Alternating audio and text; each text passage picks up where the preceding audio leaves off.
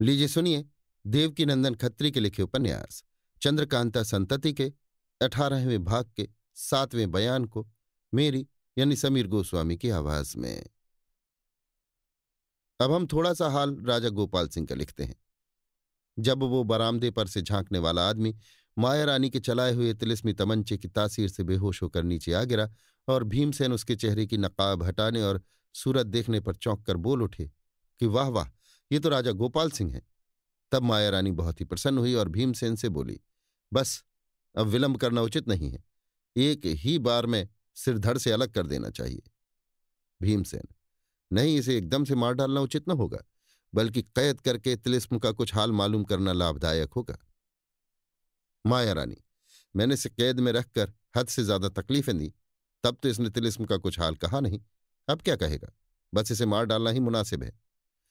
इसके जवाब में उसी बरामदे पर से, जिस पर से वो आदमी लुढ़क कर नीचे आया था, किसी ने कहा, तिलिस्म का हाल जानने का शौक अभी तक लगा ही है। इस बात की खबर नहीं कि अब तुम लोगों के मरने में केवल 7 घंटे की देर बाकी रह गई है। सभी ने चौंक कर उसकी तरफ देखा और पुनः एक आदमी को उसी बरामदे में टहलता हुआ पाया, मगर अब की दफे इस आदमी का चेहरा नकाब से खाली था और एक जलती हुई मोमबत्ती बाएं हाथ में मौजूद थी, जिससे उसका रोबीला चेहरा साफ साफ दिखाई दे रहा था। माया रानी और उसके साथियों को ये देखकर बड़ा ताज्जुब हुआ कि ये दूसरा आदमी भी राजा गोपाल सिंह ही मालूम होता था, बल्कि बनिस्बत पहले आदमी के ठीक राजा गोपाल सिंह मालूम होता था। इस कैफियत ने माया रानी का कलेजा हिला दिया और वो डर से कांपती हुई उसको इस तरह देखने लगी जैसे कोई व्याध जंगल में अकस्मात आ खड़े हुए शेर की तरफ देखता हो। सभी को अपनी तरफ ताज्जुब के साथ देखते देखते उस आदमी ने पुनः कहा, ना तो वो राजा गोपाल सिंह है और न उसकी जुबानी तिलिस्म का कोई भेद ही तुम लोगों को मालूम हो सकता है। अरे ओ कमबख्त माया रानी, तू तो वर्षों तक मेरे साथ रह चुकी है, क्या तू भी मुझे नहीं पहचानती? राजा गोपाल सिंह मैं हूं या वो है? तू उसके नाटे कद को नहीं देखती? अगर वो राजा गोपाल सिंह होता तो क्या उस तिलिस्मी तमंचे की एक गोली खाकर गिर पड़ता? भला मुझ पर भी एक नहीं 50 गोली चला, देख क्या असर होता है। नए गोपाल सिंह की इस बात ने माया रानी की रही सही ताकत भी हवा कर दी और अब उसे अपने सामने मौत की सूरत दिखाई देने लगी। यद्यपि उसने इस गोपाल सिंह पर भी तिलिस्मी तमंचा चलाने का इरादा किया था, मगर अब उसके हाथों में इतनी ताकत न रही कि तमंचे में गोली डालकर चला सके। इसी तरह उसके साथी भी घबरा कर इस नए राजा गोपाल सिंह की तरफ देखने और अपने मन में सोचने लगे, व्यर्थ इस माया रानी के फेर में पड़कर यहां आए। इस नए गोपाल सिंह ने पुनः पुकार कर माया रानी से कहा, हाँ हाँ, सोचती क्या है? तिलिस्मी तमंचा चला और तमाशा देख, या कह तुम्हें स्वयं तेरे पास चला आऊं? और भीमसेन वगैरह, तुम लोग क्यों इसके फेर में पड़कर अपनी अपनी जान दे रहे हो? क्या तुम समझ रहे हो कि ये तिलिस्म की रानी हो जाएगी और तुम्हें अपना हिस्सेदार बना लेगी? कदापि नहीं। अब इसकी जान किसी तरह नहीं बच सकती और मैं अभी नीचे आकर तुम सभी का काम तमाम करता हूं। हाँ, अगर तुम लोग अपनी जान बचाना चाहते हो तो मैं तुम्हें कहता हूं कि माया रानी का ख्याल न करके उसे इसी जगह छोड़ दो और तुम लोग उस सफेद संगमरमर के चबूतरे पर भाग कर चले जाओ। खबरदार, दूसरी जगह मत खड़े होना और मेरे नीचे आने के पहले ही यहां से हटकर उस चबूतरे पर चले जाना, नहीं तो पछताओगे। इतना कहकर नए गोपाल सिंह ने मोमबत्ती नीचे फेंक दी और पीछे की तरफ हटकर उन लोगों की नजरों से गायब हो गए। अब भीमसेन और माधवी वगैरह को निश्चय हो गया कि माया रानी के किए कुछ न होगा और इसका साथ करके हम लोगों ने व्यर्थ ही में अपने को आफत में ला फंसाया। इस तिलिस्मी बाग तथा राजा गोपाल सिंह की माया का पता नहीं लगता, अतः माया रानी का साथ देना और गोपाल सिंह की बात न मानना निस्संदेह अपना गला अपने हाथ से काटना है। इतना सोचते सोचते ही वे लोग गोपाल सिंह के कहे मुताबिक उस संगमरमर के चबूतरे पर चले गए, जो उनसे थोड़ी ही दूर पर उनके पीछे की तरफ पड़ता था। होना तो ऐसा ही चाहिए था कि गोपाल सिंह की बातों से डरकर माया रानी भी उन लोगों के साथ ही साथ उसी संगमरमर वाले चबूतरे पर चली जाती, मगर ना मालूम क्या सोचकर उसने ऐसा ना किया और वहां से भागकर उन फौजी सिपाहियों की भीड़ में जा छिपी जो इस बाग में खड़े हुए इनकी बातें नहीं सुन सकते थे, मगर ताज्जुब के साथ सब कुछ देख जरूर रहे थे। वो संगमरमर का चबूतरा जिस पर भीमसेन वगैरह चले गए थे, उनके जाने के थोड़ी ही देर बाद इस तेजी के साथ जमीन के अंदर धंस गया कि उन लोगों को कूदकर भागने की भी मोहलत न मिली। कुछ देर बाद उन सभी को न मालूम कहाँ उलट कर वो चबूतरा फिर ऊपर चला आया और ज्यों का त्यों अपने स्थान पर जम गया। इस समय केवल सुबह की सफेदी ही ने चारों तरफ अपना दखल नहीं जमा लिया था, बल्कि आसमान पर पूरब की तरफ सूरज की लालिमा भी कुछ दूर तक फैल चुकी थी।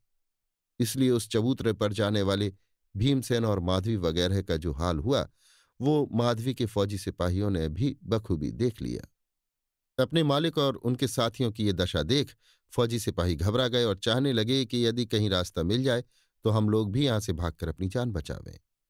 उन्हें अपने झुंड में माया रानी का आ जाना बहुत ही बुरा मालूम हुआ और उन्होंने बड़ी बेमुरव्वती के साथ माया रानी से कहा, तुम्हारी बदौलत हम लोगों की ये दशा हुई है और हमारे मालिकों पर भी आफत आई है।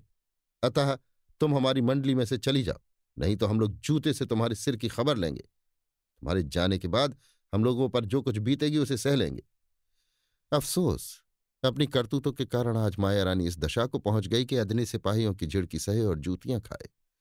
सिपाहियों की बात जब माया रानी ने न मानी तो कई सिपाहियों ने जूतियों से उसकी खबर ली और उसी समय ऊपर से किसी के पुकारने की आवाज आई। जिस जगह ये सिपाही लोग थे उससे थोड़ी दूर पर एक बुर्ज था। इस समय उसी बुर्ज पर चढ़े हुए राजा गोपाल सिंह को उन सिपाहियों ने देखा और मालूम किया कि वो आवाज उन्हीं ने दी थी।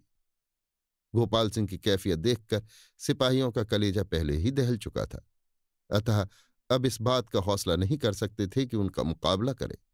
उन्हें देखने के साथ ही उस फौज के अफसर हाथ जोड़कर खड़ा हो गया और बोला, आज्ञा। गोपाल सिंह ने कहा, हम खूब जानते हैं कि तुम लोग बेकसूर हो और जो कुछ कसूर है वो तुम्हारे मालिकों का है, सो तुमने देख ही लिया कि वे अपनी सजा को पहुंच गए। अब वे जीते नहीं हैं जो तुमसे आकर मिलेंगे। अतः अब तुम लोगों को हुक्म दिया जाता है कि तुम लोग अपनी अपनी जान बचाकर यहां से निकल जाओ। यदि तुम्हारी इच्छा हो तो तुम्हारे जाने के लिए दरवाजा खोल दिया जाए और तुम लोग बाग से बाहर होकर जहां इच्छा हो चले जाओ। यदि तुम चाहोगे और नेक चलने का वादा करोगे तो हमारी फौज में भी तुमको जगह मिल जाएगी।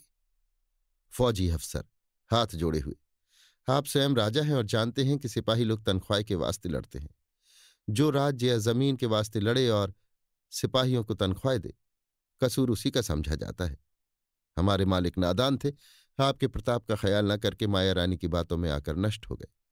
अब हम लोग आपके अधीन हैं और चाहते हैं कि हम लोगों को इस कैद से छुटकारा ही नहीं बल्कि आपके सरकार में नौकरी भी मिले। इस समय हम लोग अपने को आप ही का ताबेदार समझते हैं। गोपाल सिंह, अच्छा, तो जैसा चाहते हो वैसा ही होगा। इस समय से तुम्हें अपना नौकर समझ के हुक्म दिया जाता है कि माया रानी जो तुम लोगों के बीच में चली आई है, जूतियां लगाकर अलग कर दी जाए और तुम लोग हाथ का इशारा करके उस तरफ की दीवार के पास चले जाओ। वहां तुम्हें एक छोटा सा दरवाजा खुला हुआ दिखाई देगा। बस उसी राह से तुम लोग बाहर चले जाना और किसी ठिकाने मैदान में डेरा जमाना। हमारा राज दीवान स्वयं तुम्हारे पास पहुंचकर सब इंतजाम कर देगा। मगर खबरदार, इस बात का खूब ख्याल रखना कि माया रानी तुम लोगों के साथ बाहर न जाने पावे और तुम लोगों में से एक आदमी भी उसका साथ न दे। फौजी अफसर, जो हुक्म। माया रानी बेइज्जत हो ही चुकी थी, मगर फिर भी दूर खड़ी ये सब कार्रवाई देख और बातें सुन रही थी। इन सिपाहियों की नमक हरामी पर बड़ा क्रोध आया और वो वहां से भागकर पश्चिम की तरफ वाले दालान में चली गई तथा एक कोठरी के अंदर घुसकर गायब हो गई। शायद इस कोठरी में कोई तहखाना या रास्ता था जिसका हाल उसे मालूम था। उसी राह से होकर वो मकान की दूसरी मंजिल पर चली गई और उसी जगह से छिपकर तिलिस्मी तमंचे की गोली उन फौजी सिपाहियों पर चलाने लगी जो राजा गोपाल सिंह की आज्ञानुसार दरवाजे की तरफ जा रहे थे। इन गोलियों की तासीर का हाल हम पहले कई जगह लिखाए हैं और बता आए हैं कि इन गोलियों में से निकला हुआ धुआं आला दर्जे की बेहोशी का असर बात की बात में पैदा करता था। अब बेचारे सिपाहियों को दरवाजे तक पहुंचने की भी मोहलत न मिली और 3 ही 4 गोलियों में से निकले धुएं ने उन सभी को बेहोश करके जमीन पर लिटा दिया। अपनी कार्रवाई को देखकर माया रानी बहुत प्रसन्न हुई, मगर उसकी प्रसन्नता ज्यादा देर तक कायम न रही, क्योंकि उसी समय उसने राजा गोपाल सिंह को उन सिपाहियों की तरफ जाते देखा। वो ताज्जुब में आकर उसी जगह खड़ी देखने लगी कि अब क्या होता है।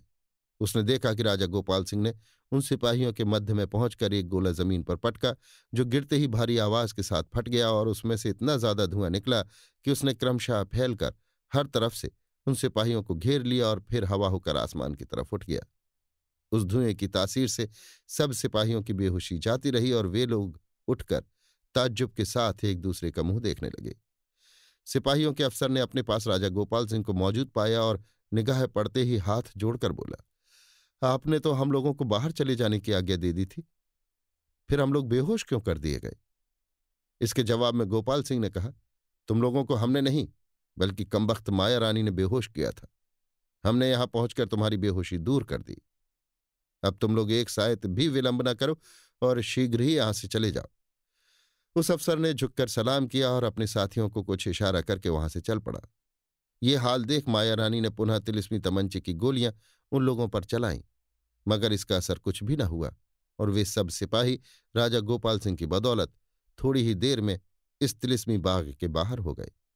फिर माया रानी को यह भी मालूम न हुआ कि राजा गोपाल सिंह कहाँ गए और क्या हुए।